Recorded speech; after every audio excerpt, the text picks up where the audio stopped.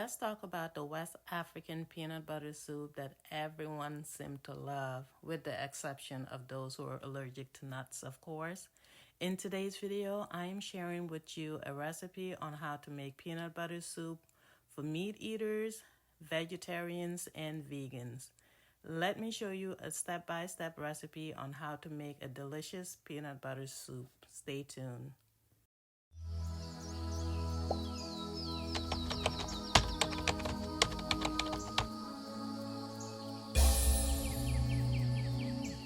So peanut butter soup or peanut stew originates from the Mandinka and Bambara people of Mali.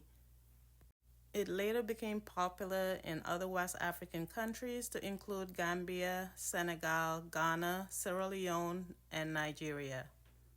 It is a staple dish in most West African countries, and people call them by different names. In my country, which is the Gambia, we call it damoda, and some people call it mafe, or like my grandma would call it, tigadege. There are variations when it comes to making peanut butter soup. Also, you can make it with meat or without meat. In this video, I'm going to give you 3 different recipes for making a delicious peanut butter soup to include vegans, vegetarians, as well as meat eaters. Overall, it takes about an hour and a half to 2 hours to make peanut butter soup.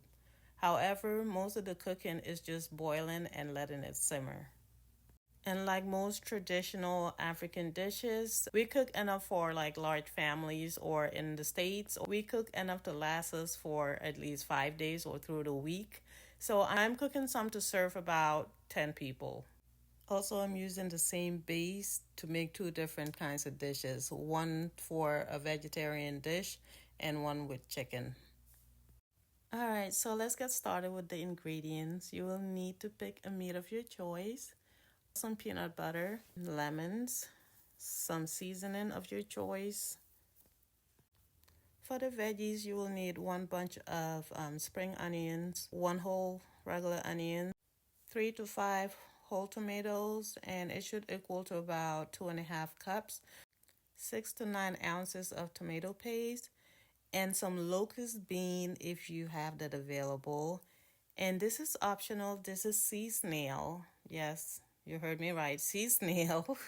And that's just for the flavor. I am allergic to shellfish, so technically I'm not really supposed to have it. But I like to add it there just for a little flavor. I don't cook it in there that long, but if I leave it there too long, I may have some issues with it. But anyway, these are optional, but it gives it that authentic African taste if you have either locust beans or sea snail. So as you can see already, I'm cutting the onions. You want to dice up the onions into like small tiny cubes. I know I do see some people that like to use their blender or food processor to chop or blend or process their onions. The only thing about that is that it gives it a bitter taste, and it's just not as good as if you were to chop it up by hand. Also, if you do have a mortar and pestle or those African grinding woody thingies, whatever they call them, you can use that. That's a better option actually. If you have that, it makes it more flavorful.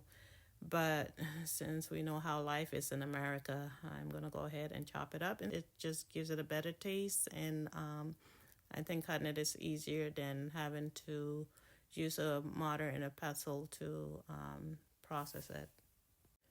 So for the water, it depends on how soupy you want it or how thick you like your peanut butter soup slash stew. Some people like to make it more of a soupy peanut butter soup, and others like to make it more of a stewy kind of peanut butter soup.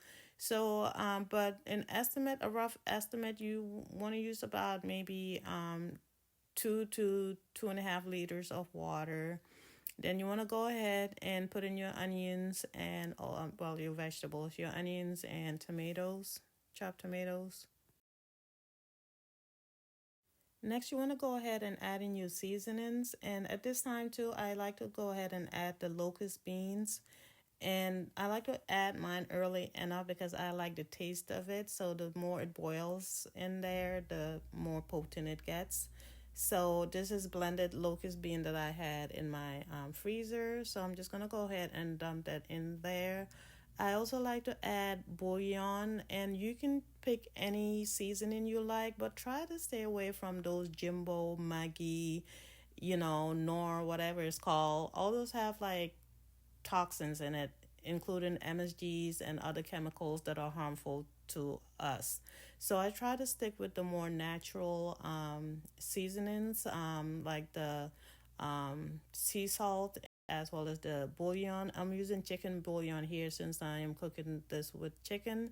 But there are other flavors when it comes to using bouillon, and it tastes just like Jimbo and Maggi and all those African seasonings that are not good for us guys. Like, trust me, like if you guys use these seasonings, it is way better for you and it tastes as good. So I don't understand why people have the need to hurt themselves unnecessarily. But anyway, back to the ingredients. I'm gonna go ahead and add this can of tomato paste, and I later on added a dot more tomato paste. The more tomato this has, the tastier it gets, and also I like mine a little red. So I ended up using a can and a half of this tomato paste, which is about 9 ounces. Another Jimbo and Maggi replacement that tastes just as good is liquid aminos. If I can find a snip of it or a picture of it, I'll insert it here. Next, I'm gonna go ahead and add the other main ingredients, which is the peanut butter. And try to use organic if you can so that you'll avoid all those pesticides and other things that are not good for us. For the serving size that I'm making, you will need about 10 to 12 ounces of peanut butter. And I don't know what happened to the other clip, but I lost the clip here. But I added about 10 ounces of peanut butter. And the amount of peanut butter you add depends on how thick you want it. But also be mindful that the longer it cooks, the thicker it gets. And it needs to cook for a while. Like after putting all this in for at least an hour, it needs to cook so that it will be not only the right consistency, but you want the oil in the peanut butter to show up on top. That's basically the sign that the peanut butter is well cooked and is ready. Not to get you confused or anything, but I am stealing some of this sauce to make my own vegan or vegetarian peanut butter soup using mushrooms. So I'm just stealing some of this sauce, and then I'll show you later how I'll make my mushroom peanut butter soup. So you want to let this cook for a little bit longer before adding in the chicken, since the chicken does fall apart if you cook it too long, and this needs to cook a while so that the oils in the peanut butter can rise up. Once you cook it for about 45 minutes, then you can add your chicken. And if you were to use meat, it would have been different, which I'll show you later on. And I did went ahead and add just a little bit more water because I stole a little too much sauce. And also it was getting thick already, and I know I have ways to go. Now this is the time that you want to go ahead and add your chicken if you are using chicken, and I'm using about 8 pieces of chicken. This dish is mainly for my daughter. I ate from it once, but I prefer eating less meat and more vegetables, especially recently. So when I cook, I'm mindful of that. So I kind of sometimes, make separate dishes. But anyway, you want to cook this for at least 45 more minutes on medium low, and just make sure you always stir it so that the bottom would not stick. By the way, I forgot to mention that the locust beans that I blended also have some pepper, but I'm adding more pepper here. And after boiling that some more, you want to add the lemon maybe like 15 to 20 minutes before the peanut butter is done. For some reason, if you boil it with the lemon for too long, it will just give it a weird taste. So you don't want to overcook the lemon. So I usually add 1 to 1.5 lemons. Also, this is the time that I add my sea snail. That way it doesn't cook in there too long. So about 15 to 20 minutes before it's done cooking. And as you can see here, the oil is showing up on top. That means it is done. And like I said, I don't like mine too thick, neither does my daughter. This is the perfect consistency that I like. And it is ready to be served. So for the chicken, unless if you don't like the meat to fall out of the bones like this, for me, I don't mind. But if you want your chicken to stay intact, you want to add it an hour before it's done. So you don't want to cook the chicken more than an hour. And with peanut butter soup, you can eat it with a variety of things, starches like rice, or some people like to eat it with fufu or any other grains that you like. Here I'm eating it with an African grain called chere. It tastes really good with that, and it's a very healthy grain. And once in a while I do eat rice, white rice, but also you can eat it with brown rice, wild rice, quinoa, and this amazing super grain, African grain called findi. And this tastes so delicious. No wonder every person that tastes peanut butter soup falls in love with it. It is so savory, so delicious, so spicy, and you can make it to your liking. So next I am making the peanut butter soup using mushrooms. So this is for vegans and also vegetarians. For this, I'm using 2 large portobello mushrooms. Also, you can use other vegetables as well as other types of mushrooms. I just like this kind. But I'm cutting it into slices, not too thin, but just medium size. You can also use other vegetables, but I like mushrooms just because, it kind of resembles the taste of meat. So I see people also using like other kinds of vegetables, and you can also use seaweed if you like, but I haven't tried that kind yet. I like the mushroom kind, so that's the one I'm sticking to. And by the way, since I saved some of that sauce, it'll lessen my cooking time. So I'm going to use that sauce that I saved from my previous chicken peanut butter soup, which is right here. And I'm just going to go ahead and add the mushrooms. So basically this is almost already done because it doesn't take that long to cook the mushrooms. So I added my mushrooms in, and I'm going to go ahead and cook it for about 15 to 20 minutes, and I'm cooking it on medium low. So basically it's the same process if you were just to start from scratch. It's the same process as the previous recipe, except for you don't put the chicken, you add the mushrooms instead. And also if you are a strict vegetarian or a strict vegan, you may not want to share the same meat sauce from the meat, if that makes sense. You may want to start from scratch. And I just added a few more spices.